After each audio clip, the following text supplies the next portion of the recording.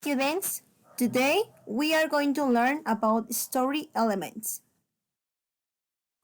In all fiction books, there are story elements. Story elements help us to understand what we are reading. We are going to learn about 5 different story elements. Let's call these our story elements 5 as our hint. Each finger will stand for a different story element.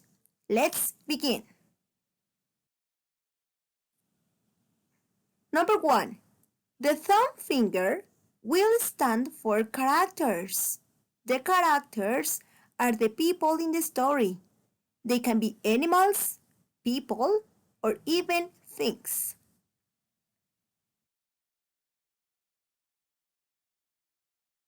The index finger will be setting. The setting is when and where the story takes place. There can be more than one setting in a story. The number 3, it could be the middle finger, will be events in the story. These events describes the part of the story until the beginning and the end. Like a sandwich, we have the introduction, then the body paragraphs, and finally the conclusion. In the number 4, we have the ring finger. Will be now the problem.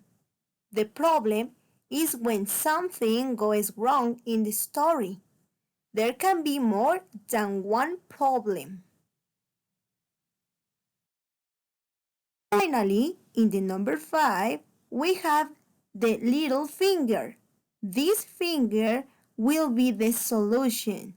The solution is how the problem is fixed or solved. Remember the story elements 5. Characters, which are people, animals, or even things. Setting, which answers the questions when and where. And we also can find more than one setting. Events are the situations in the story. Starts with the beginning and concludes with the end. The problem is the dramatic part of the story and also is the most interesting of it. And finally, the solution is when the story has been solved. So next time you read a fiction book, use your hand to help you recall the features and elements of the story. You will be better understand what you've read. Goodbye.